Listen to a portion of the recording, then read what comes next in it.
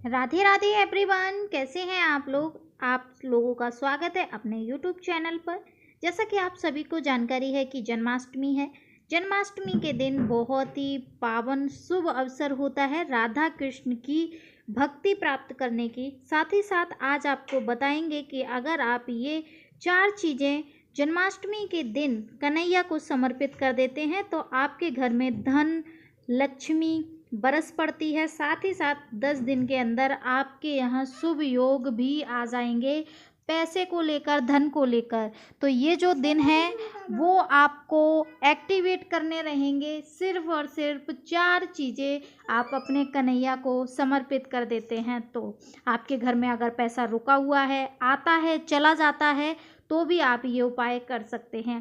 देखिए, जन्माष्टमी जो है वो 26 तारीख को मनाई जाएगी और जो जन्माष्टमी है उसका जो मुहूर्त सिर्फ और सिर्फ 45 मिनट का है। 12 बजे जन्म होगा और 12:45 तक ही मुहूर्त रहेगा। ऐसे में आपको जो भी पूजा करनी है वो कन्हैया की पूजा आपको रात के 12 बजे 26 तारीख को रात के 12 बजे करनी होगी। चलिए अब बात करते हैं कि आप इस दिन कैसे पूजा करें, कैसे व्रत करें, कैसे आपको कन्हैया का जन्म कराना है, खीरे में कराना है, पपीते में कराना है। वो सब जानकारी इस वीडियो में मिलेगी, तो वीडियो को पूरा देख लीजिएगा। कमेंट सेक्शन में राधे राधे अवश्य लिखिएगा। दोस्तों, जैसा कि आप सभी जानते हैं कि धन को लेकर सभी लोग चिंतित रहते हैं कि हमारे घर में धन आता तो है लेकिन चला जाता है। तो ये जो शुभ अवसर है वो देखिए सोमवार के दिन पड़ रहा है, साथ ही साथ सोमवार की अष्टमी और कन्हैया का जन्म। तो ऐसे में बहुत ही शुभ योग है, क्योंकि कान्हा है वही शिव हैं और शिव हैं वही कान्हा है। तो ऐसे में आपको 2 देवों की जो कृपा है वो प्राप्त होगी, आपके घर में धन की वर्षा होगी। ये लिख कर रख लीजिएगा। अगर आप ये जो 4 चीज़ें हैं वो आप कन्हैया को समर्पित कर देते हैं। देखिए, आपने ध्यान से देखा होगा तो कन्हैया के सिर पर जो ताज होता है वहाँ पर मोर पंख होता है। मोर पंख इतना लाभकारी होता है, इतना शुभ होता है कि अगर जन्माष्टमी के दिन आप मोर पंख खरीद कर लाते हैं या आप मोर पंख अपने घर पर लेकर आते हैं तो ऐसे में कन्हैया की जो कृपा होती है वो आपको प्राप्त होती है। साथ ही साथ आप जब पूजा करेंगे तो आप वो उस मोर पंख को गंगा जल से शुद्ध करके आप पूजा गृह में रखिए। पूजा करने के समय जब आप पूजा करते हैं, कन्हैया को भोग प्रसाद लगाते हैं, तो ऐसे में कन्हैया को वो मोर पंख भी समर्पित करें, अर्पित करें। ऐसे में आपके जो धन योग हैं वो बढ़ेंगे। साथ ही साथ आपकी जो माता लक्ष्मी हैं वो आपके घर में आकर टिकेंगे। मतलब आपके जो रुके हुए कार्य हैं धन से संबंधी, वो भी आपके धन कृपा होगी। साथ ही साथ आपको एक चीज़ और बता दूं कि जो भी उपाय आपको करने हैं वो जन्माष्टमी को शाम के समय आप ये उपाय करिएगा। देखिए, तुलसी माँ जो होती हैं वो बहुत ही प्रिय होती हैं कान्हा को। श्री हरि को तुलसी बहुत ही प्रिय होती है।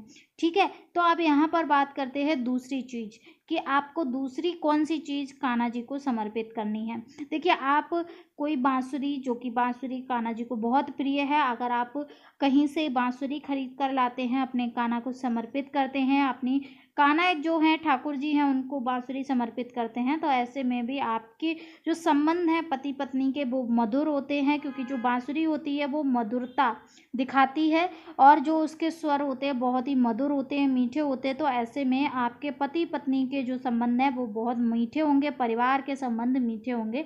तो आपको बांसुरी जो है वो आपको लानी है। चाहे आप कन्हैया के लिए जैसा आपसे हो सके, जैसा समर्पित कर सके, आप बांसुरी लेकर आइएगा और कान्हा को समर्पित कीजिए।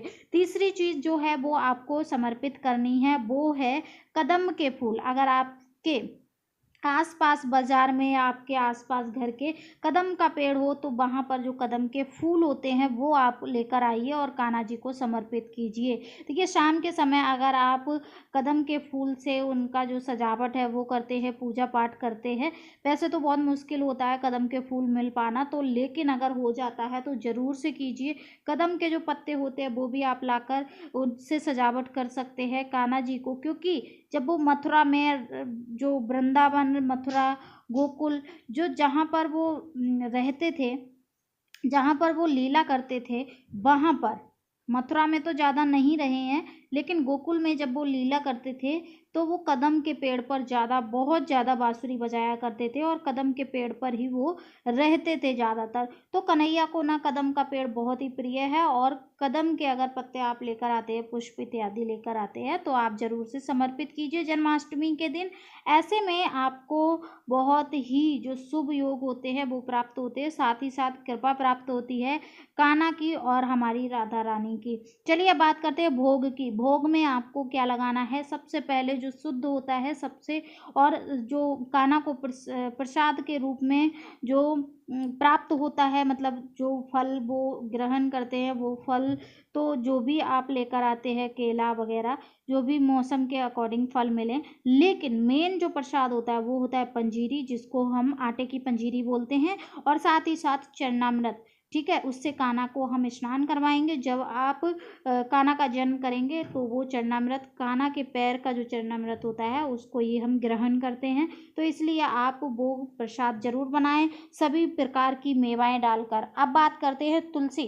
देखिए, तुलसी एक ऐसा वृक्ष है जो कान्हा को बहुत ही प्रिय है, श्री हरि को बहुत ही प्रिय है। तो ऐसे में अगर आप तुलसी की माला कान्हा जी को समर्पित करते हैं बनाकर, या तुलसी का पत्ता उनके भोग में आप लगा देते हैं, क्योंकि कुछ लोग जो होते हैं जिनके यहाँ तुलसी नहीं होती, वो ठाकुर जी को ऐसे ही भोग लगा देते हैं, लेकिन वो भोग कान्हा स्वीकार नहीं करते, श्री हरि स्वीकार नहीं करते जब तक उनको तुलसी का पत्ता नहीं मिलता। तो आप ऐसे में तुलसी माँ का पत्ता जरूर से तोड़कर उनको चढ़ाएं। हो सके तो तुलसी की आप माला बनाकर कान्हा को समर्पित करें, कान्हा को पहनाएं।